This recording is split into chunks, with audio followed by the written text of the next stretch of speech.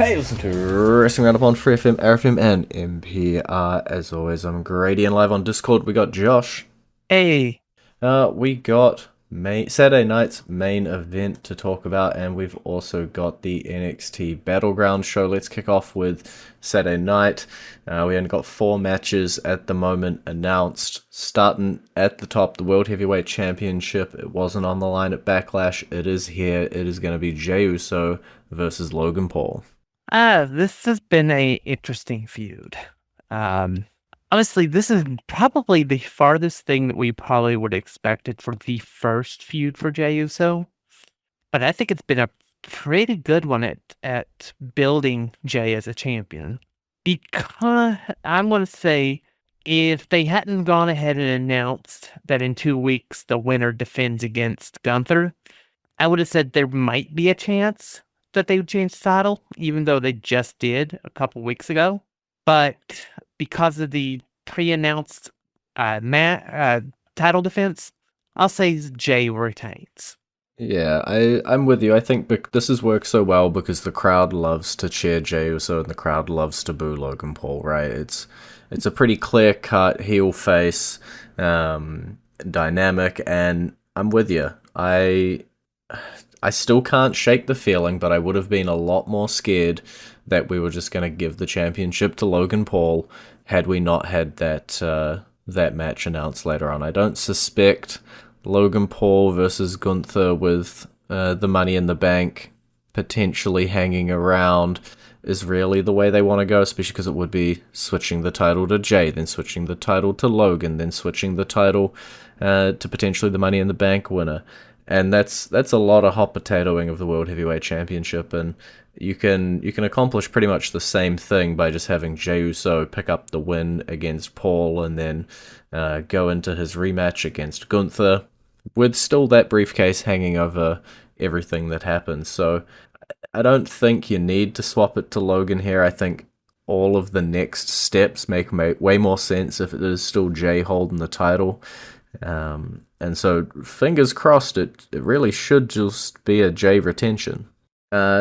We've also got someone who was on Backlash, that's John Cena, this time taking R-Truth, who kind of helped him against Randy Orton, but then he immediately threw through a table, and now R-Truth has to face his childhood legend. And this has been pretty much everything we wanted to be. We wanted John Cena to pull out his heelness against arguably the most liked person in the entire company. If not most liked, most respected currently in R-Truth.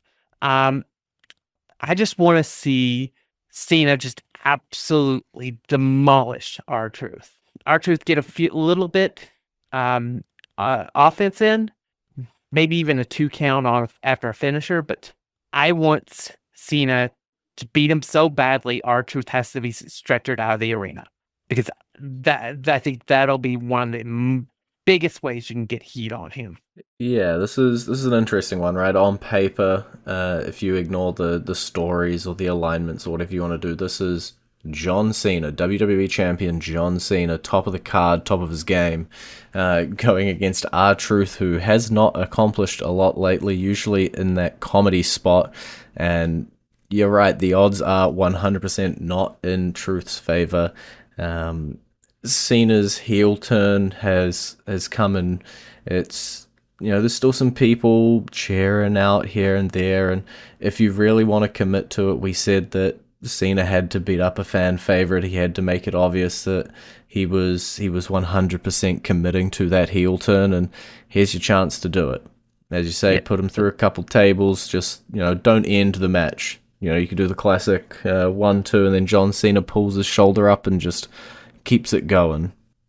There is one thing, because this match has not been announced as of recording as being a title match. Mm-hmm. That does leave the door open for our R-Truth surprise victory, which would then probably lead to the absolute decimation of R-Truth. So there is a chance that R-Truth could win the match. Now, if on SmackDown they do announce that it is a title match, his chance, R-Truth's chance of winning disappears more than our many chances at times of saying that this has a Dolph Ziggler's chance of winning. Yeah. Yeah, I think if R-Truth did pull out a surprise victory, it wouldn't be 100% for him. I feel like maybe it would be setting up John Cena's next opponent, who comes out and maybe helps R-Truth in victory. But yeah, obviously the John Cena story is the main thing on SmackDown. We're trying to get from here to December, have as many dream matches, tell as many good stories as we can, and Cena versus Truth is a pretty good chapter in that story. Talking about two dudes who have been writing a story for about a year now, Drew McIntyre, Damian Priest, they're going to face off in a steel cage to end the feud? I have no idea if it's going to end the feud or not, because there have been many times we've seen a steel cage match and we thought, okay, that's going to end the feud, and then another match happens, and then another match happens, and another match happens. Just ask Cody Rhodes and Seth Rollins. Building up to the Hell in a Cell match, they had every match was like, this will be the last match. Nope. Or Seth Rollins and CM Punk. It was pretty much anything involving Seth Rollins. Yeah. Or CM Punk for that matter. I'm going to pick Drew McIntyre because I want the feud to end, and I want them both to go off and do other things. But I have a feeling Damian Priest is going to win, and we'll get a match number 3. Maybe match 3 will be a 3 stages of hell match, or a 2 out of 3 falls match, or something, or something like that, and we get something different for the final match. But I think I want Drew to win, but 90% of me is like, I think Priest is going to win, but I'm going to pick Drew as my official pick. Yeah, I think you're not far off, obviously. I never bet against Drew McIntyre. And it does feel like the juice in the feud is coming to a bit of an end here. I think for Priest's sake, it's probably worth jumping off and to do something else and be involved in another feud, because, you know, he's been in this one for a little while now. We've questioned since he's dropped off the Judgment Day, what's he gonna do? I guess this is keeping him in that upper mid-card, lower main event kind of space. So I don't know. I've always got to ask what's next for Damian Priest. Drew McIntyre, I feel like, will fall onto his feet no matter what. He will find the next feud, whether it comes to him or he crap talks somebody on Twitter and then it shows up. It'll happen. Drew McIntyre will grab something, but we'll have to see when it comes to Damian Priest. You mentioned Seth Rollins and CM Punk. Well, we're talking about that match. Well, they are both going to be at Saturday night's main event. Punk teaming with Sami Zayn, Rollins teaming with Bron Breakker. Tell me all about the heartbreak that we're going to feel during this one. This is going to be a fun match. It's definitely a test of seeing exactly how far they believe in both Seth and Braun as a unit. Part of me says that they'll just run with it and go Punk Zayn wins. Most of me wants to see Zayn join this group with Paul and Seth and Braun. Mm-hmm. There have been so many hints over the last 4 months about Sami not necessarily having his ambitions, but not following them. And he even said it like a couple weeks ago on Raw. He has ambitions. Of course, Punk doesn't trust anybody. So it's one of the easiest things that it could be simply just Sami does turn on Punk and joins them. But we've seen so many times with Sami bucking what we expect and staying the ultimate underdog. So I have no idea. I'm going to go with what I think would be getting more mileage out of it with the heel turn and joining Paul. But I would not be surprised if they just put Punk and Zayn over and move on. It's an interesting one. I think there's a couple different factors into this, and the first one for me is Seth Rollins and Bron Breakker with Paul Heyman still trying to establish, I guess, their spot at the top of the card. You've obviously got it there because of Seth Rollins and that win at WrestleMania, but you are now bringing Bron Breakker along. You do want to sort of cement yourself at the start, and a big win over CM Punk and Sami Zayn would do that. And so I think that's a tick in the bad guys column. And then, as you say, the constant, will Sami Zayn flip?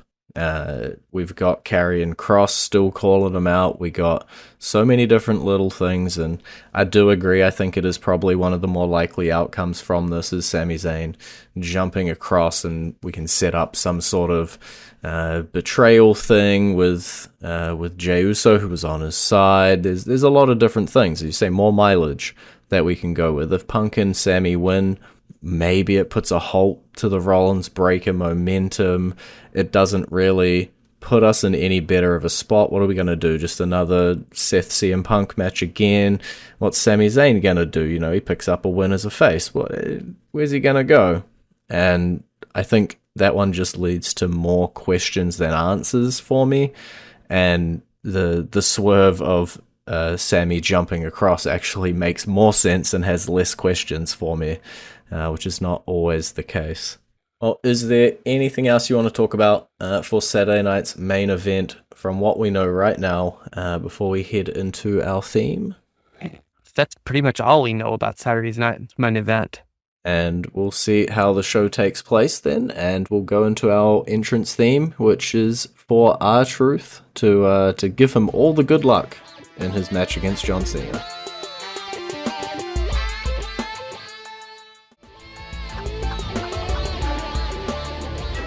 Enjoy the Wrestling Roundup on FreeFM, ArrowFM, and MPR. I'm Grady, he's Josh. Now, it isn't just Saturday night's main event on this weekend. We also have NXT Battleground, which is on the Monday if you are in New Zealand, or on Sunday if you're in America. We got 6 matches, a whole lot of title matches.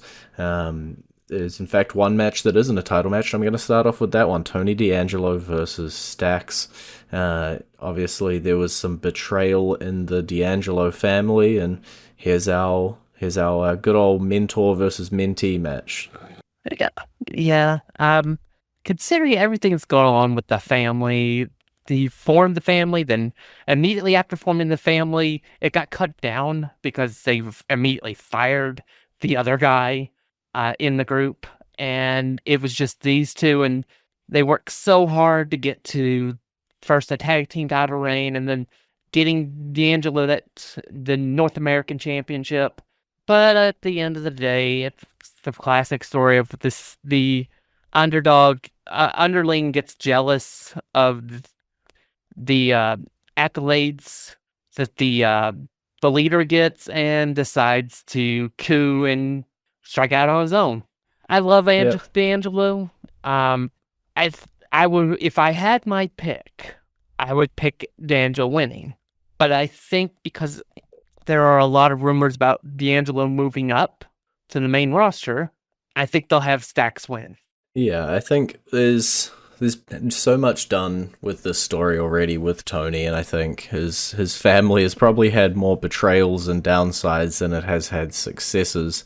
It has kind of been the ongoing story element. People, as you say, getting let go, people betraying it, and it makes so much sense to have this match. It was the logical step.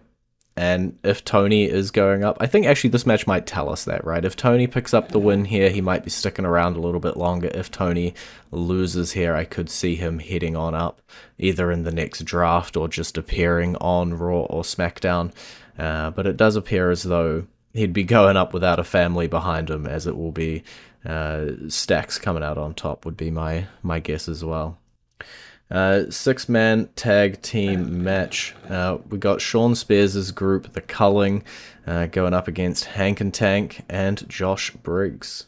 I love the tag team of Hank and Tank, and I'm so glad they won the tag titles. I'm sad they're not defending them here, because I think that would do a great things for them as their champions. Mm-hmm. I could really care less about the calling. Um, so I'm going to go with Hank and Tank and Josh Briggs beating the brakes off of the calling. Yeah, I think there's kind of the two stories here, right? Like, I assume we'll spin off from this, or we've come into this with Hank and Tank versus a couple members of the culling for the tag titles, as you say, and then Josh Briggs and Brooks Jensen, former tag team partners, now on opposite sides of the coin, and I think that's pretty much where we are. If you asked me to go crazy, I'll say Josh Briggs betrays Hank and Tank, goes over, joins the culling, reunites Briggs and Jensen, and then as members of the culling challenge Hank and Tank. And maybe that's just me trying to inject a little bit more story progression into this match than is intended. But hey, we'll have to see what happens at Battleground. NXT Women's North American Championship also on the line. Sol Ruka, who captured that championship in the ladder match, defending it against former champion Kalani Jordan. This is going to be a fun match. I think it's going to be a really, really good match. I love Sol Ruka. I think she's very talented. Kalani is uberly talented. So it just depends on if their styles will mesh, on what type of match we actually get. But I think it'll be pretty good. Because I'm going to go with champion is too new to lose the title this soon. Especially to somebody who's just had it not too long ago. So yeah, Sol Ruka should retain. Yeah, I don't love coming through here and just agreeing left, right, and center with you, but that's got to be where I'm falling as well. Sol Ruka just picks it up, is doing good things with it, has the momentum. We still have the sort of Zarya stuff around here. There's still, I think that's the story, and I think eventually Sol Ruka versus Zarya for that title might be where Zarya picks it up and we go forward with it. Kalani Jordan, maybe if this was another NXT women's star who hasn't held the title, I think a couple times already, maybe I would be sitting here and giving her a bit more of a shot to interrupt what I think the storyline going forward is, but there's quite a lot going against her when I come down to the prediction side of things, and Sol Ruka is the obvious choice in terms of storyline and in terms of championship reigns right now.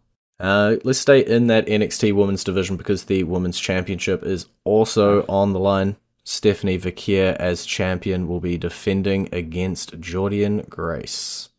This will be a banger match. I think it'll be a brawl, straight out brawl. I'm kind of 50-50 on this one because I could see it going either way. But I think they pull the trigger. I think Jordynne Grace wins the women's championship. All right, we finally get to disagree. And then I think she'll probably end up on TNA in the next couple of weeks, and they'll do some sort of champion versus champion match with Masha Slamovich. Yeah, I think there's obviously the TNA side of things and figuring out what we want to do going forward with that, but it's the NXT Women's Championship has kind of just been, give it to whoever is the next hottest talent coming in, and we had Julia, and then Julia drops it to Stephanie, and then it would seem like if Stephanie's just gonna now drop it to Grace, I don't know. I guess the last set of champions, pretty much, even if you look further back and you include Perez in that, are now up on the main roster, so. Maybe Stephanie's also getting fast-tracked. Maybe she does lose the title here to Grace and then move on up to the main roster. Which we might have time to talk about how Julia and Roxanne are going on the main roster, but we do have two more matches from Battleground to talk about. NXT Championship, Obafemi versus Miles Bourne. Thank goodness you picked this one as the next one, because this one is less consequential. Mm-hmm. I felt bad for Miles Bourne. He looks talented, but he's not the guy that beats Obafemi. It's just simple. Obafemi's just going to walk all over him. Yeah, I think he might get some offense in there. You know, I don't think it's going to be a massively one-sided affair, but it is going to be 80-20 in the case of Obafemi. I think there might be Miles might put up a bigger fight than R-Truth, maybe. Yeah. But ultimately, I he's not winning. expect a near finish, where Miles gets like a 2.5. But I would be absolutely shocked and floored if walking out of Battleground, Miles Bourne is the NXT champion. 100%. I think Femi's had a good run. I think somebody's obviously got to take it off of him, but as you say, I don't think Miles Bourne is that guy. I think there are a few people who are potentially either being built up for it or are slowly coming up through the ranks. Miles Bourne winning a Battle Royal, if I recall correctly, to get this spot. It's sort of not necessarily a filler match, a good little showcase for him. You know, we thought similar things about Javon Evans, where he was a little bit lower on the card. He comes up, he gets some showcase matches, starts building that stock, and then now you start looking at him as someone who can pick up the mid-card titles, and then you start thinking, you know, oh, could he go higher? It isn't Miles Bourne's time just yet. Give him a little bit, give him some more time to cook, and then maybe we'll be talking about Miles Bourne as an NXT champion contender, but not in May of 2025. Well, on to the match that personally I think is the main event here, the TNA World Championship, not NXT, the TNA World Championship. Joe Hendry coming in as champion, going up against Trick Williams. Say it again. The TNA World Heavyweight Championship is being defended on a WWE Premium Live event. Crazy. That is the level of insanity that this partnership has created. Something you never would have ever thought would ever happen. I'm also predicting the title changes hands. This is when they 100%. finally pull the trigger on one of the titles changing brands from one of the shows.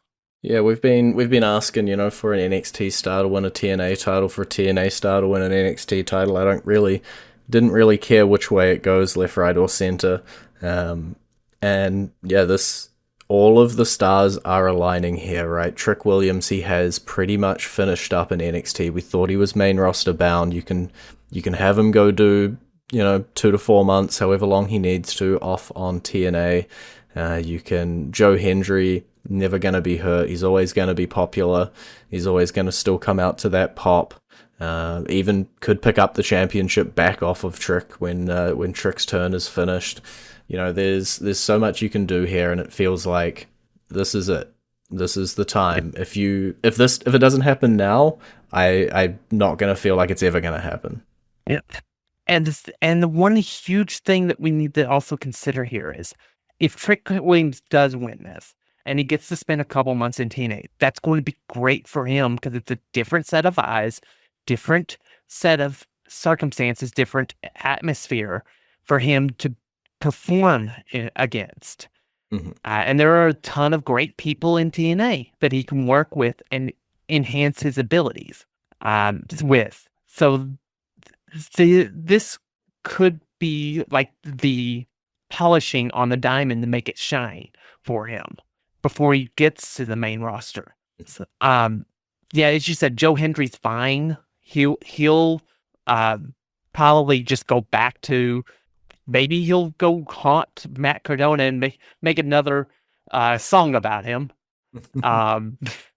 Who knows? But he'll do something. It'll keep people's interest in him, and maybe he'll spin off and he'll be the guy that beats Obafemi and takes the NXT title to TNA. Who knows? We are almost running out of time here, but I do want to talk about the two previous NXT Women's Champions I mentioned. Obviously, Julia over on SmackDown, now Roxanne Perez on Raw, qualifying for that Money in the Bank and schmoozing up with the Judgment Day as well.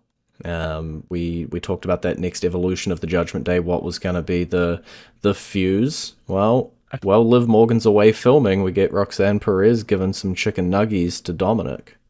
This is going to be interesting. Honestly, I don't know what they're doing with Roxanne, but it should be fun watching it play out. Eventually, Liv does have to return. But the question then will become, how did they work this whole thing around? Because obviously, eventually, it's going to be Dominic kicked out of the group. But how can they make him look good? Is the question. Or is it just going to be that he's the same guy? They just noticed that he's a cheater and he's still not going to be a good guy. So there's a lot of questions. It's going to take time, and we'll have to wait and see. Yeah, I am liking the direction we're taking in the short term. It does have me questioning, we thought maybe Finn was going to get kicked out, maybe JD would go with him. Is Liv and Dominic going to break up? Is Dominic going to go face? And then this extra card of Perez joining into it has, tripled those questions and tripled those different paths that we can go down. So excited to see where the Judgment Day end up. But that is all we have time for this week. It's been great talking to you. I You can visit our Facebook page, facebook.com/wrestling R&D up, or our Twitter page, twitter.com/wrestling R&D up, our YouTube page, youtube.com/wrestling R&D up, and we will catch you next week.